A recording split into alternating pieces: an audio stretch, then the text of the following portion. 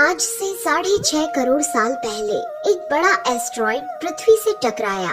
धूल के बादल ने सूरज को ढक लिया, तापमान गिर गया। पृथ्वी पर रहने वाला 25 किलो से ज्यादा वजन का हर जीव खत्म हो गया। डायनासोर्स का काल खत्म हो गया। डायनासोर्स का अंत एक नई प्रजाति के लिए सुनहरा अवसर लेकर आया। ये प्रजाति थी मैमल्स की। मैमल्स यानी स्तनधारी जीव। इन्होंने खुद को इस महाविनाश से बचा लिया था। अत्यंत गर्मी से बचने के लिए ये जमीन के अंदर रहने लगे थे और जिंदा रहने के लिए इन्होंने सब कुछ खाना शुरू कर दिया। इतने बड़े महाप्रलय के गुजरने के बाद धरती फिर से सामान्य हो गई थी। सतह पर फिर से नए पेड़ पौधे उगने लगे थे और धरती पर जो 5% जीव बच गए थे, उनमें एडाप्टिव रेडिएशन की प्रक्रिया से बहुत सारी नई प्रजातियां जन्म लेने लगी। इयोसीन इपोक में 5.5 करोड़ साल पहले बंदर जैसी प्रजातियां आई। इनकी आंखें सर में आगे की तरफ थी। इसी काल में प्राइमेट्स के सर के अंदर एक महत्वपूर्ण एवोल्यूशन हुआ। इनकी स्पाइनल कॉर्ड को मस्तिष्क से जोड़ने वाला छेद, जिसे फोरमेन मैग्नम कहते हैं, वह स्कल के पिछले हिस्से के बेस से सेंटर की तरफ शिफ्ट होने लगा। यानी कि अब जो प्रजाति आई वह सीधे खड़े होकर चलने में सक्षम थी। आज से 4.7 करोड़ साल पहले धरती के वातावरण में लगातार बदलाव होने शुरू हुए। धरती के टेक्टोनिक प्लेट्स में हलचल हुई, जो धरती के 2 बड़े महाद्वीपों को एक दूसरे के पास ले गई। ये वही भूभाग है जहां आज हम भारतीय रहते हैं। ये है इंडिया, जो एशिया महाद्वीप की ओर तेजी से बढ़ रहा था। इन दोनों महाद्वीप के आपस में टकराने की वजह से हिमालय जैसी पर्वतमालाएं खड़ी होने लगी। यह वही पर्वतमाला है जिसे आज हम जानते हैं दुनिया की सबसे ऊंची चोटी माउंट एवरेस्ट के नाम से। ये पर्वतमालाएं इतनी ऊंची थी कि इससे मौसम का पैटर्न बदलने लगा, जिससे पृथ्वी ठंडी होने लगी। इस पर्वत श्रृंखला से गिरने वाला बर्फ आगे चलकर कई नदियों का निर्माण करने लगा। यह वही नदियां हैं जिससे आज हमारी आधी से ज्यादा आबादी को पीने का पानी मुहैया होता है। ओलिगोसीन एपोक में 3 करोड़ साल पहले ग्लोबल कूलिंग हुई। घास के मैदान बढ़ने लगे और जंगल घटने लगे। तब ऐसे जानवर विकसित हुए जो खुले मैदान में रहने के लिए उपयुक्त थे और इन्हीं में दूसरे जानवरों को खाने वाले जानवर भी विकसित होने लगे।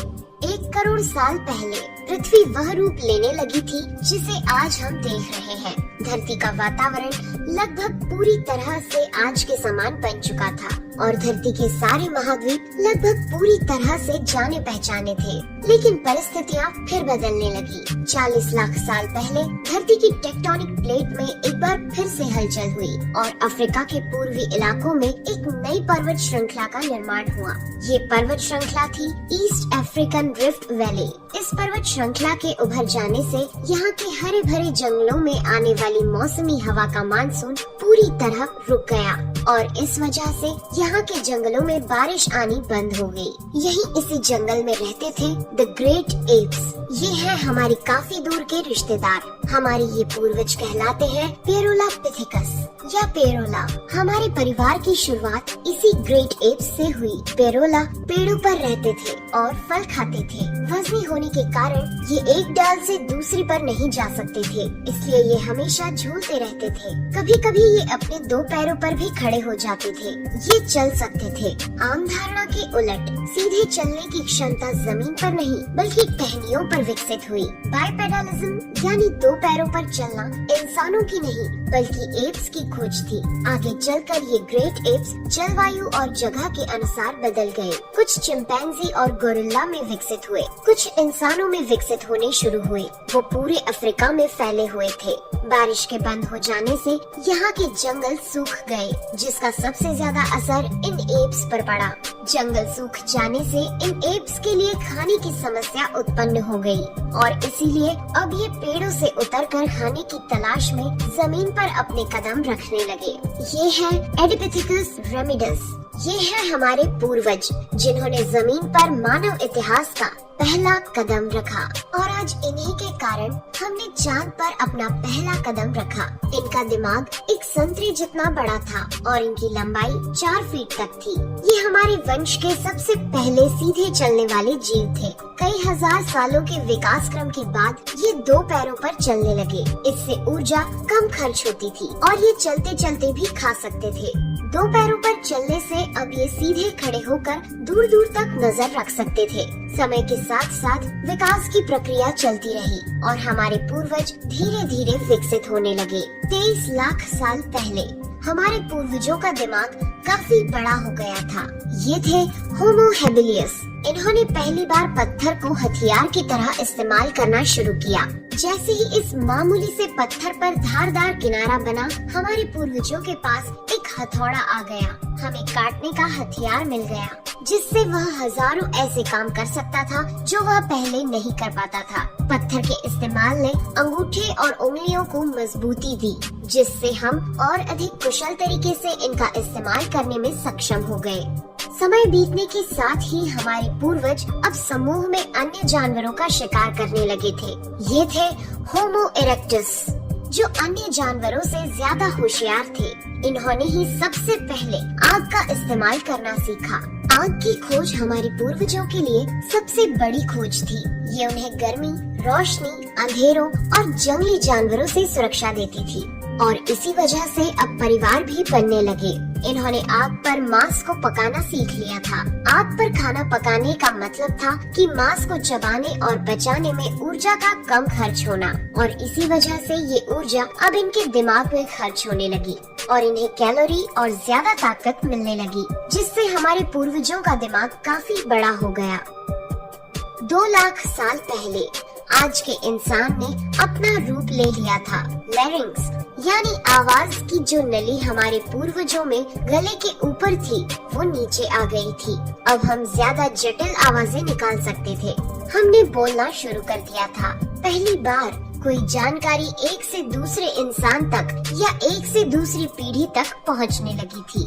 यही वो आखिरी विकास क्रम था जिसके बाद विकसित होकर हम बने। हम यानी होमो सेपियंस। 1 लाख साल पहले इंसान कहीं भी जा सकता था। हमारे पास फुर्तीले हाथ और प्राचीन हथियार थे। हम बात कर सकते थे, आग को काबू में रख सकते थे। अब हम अपने अफ्रीकन घर को और बड़ा कर सकते थे। महाद्वीप यानी कॉन्टिनेंट खिसके तो अफ्रीका और यूरेशिया जुड़ गए और उससे बनी एक बहुत बड़ी जमीन जिसका नाम था एफ्रो यूरेशिया। इंसानों के दूर दूर जाने से बहुत बड़ा बदलाव आया। अब हम एक महाद्वीप से दूसरे महाद्वीप में रहने लगे।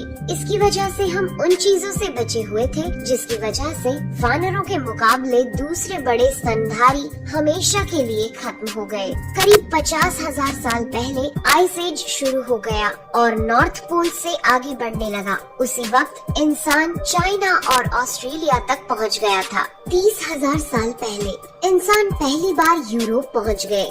जब बर्फ अपनी चरम पर थी, तब इंसान अपनी खोज में नॉर्थ ईस्ट साइबेरिया की बर्फीली टंडा तक पहुंच गया। आइस एज के इतने कठिन दौर में भी इंसान हर उस हुनर का विकास कर रहा था जिससे कि वो सच्चे मायनों में इंसान बन सके। हमने खुद को उस माहौल में ढाल लिया। हम ज्यादा समझदार हो गए। उसके बाद हमने पूरी दुनिया में अपनी बस्तियां बसा ली। समुद्र किनारे से पहाड़ की चोटियों तक, हरे भरे मैदानों से लेकर पथरीले इलाकों तक हर जगह इंसान थे।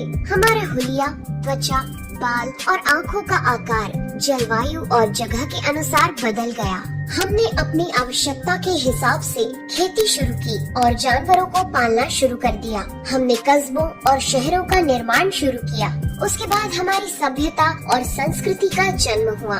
हमने विज्ञान और गणित का इस्तेमाल शुरू किया, जिससे हमें भविष्य में जाने के लिए ऊर्जा और तकनीक मिली। ये है हमारा समय। अब हम पूरी तरह विकसित हैं। हमारी जैसा इस धरती पर अब कोई जीव नहीं। आज हम जानते हैं कि हम कौन हैं, कहां से आए हैं, लेकिन ये तो बस शुरुआत है। अभी हमारा सफर खत्म नहीं हुआ है। हमें अभी और आगे जाना है। आने वाली चुनौतियों का सामना करना है और खुद को और विकसित और आधुनिक बनाना है।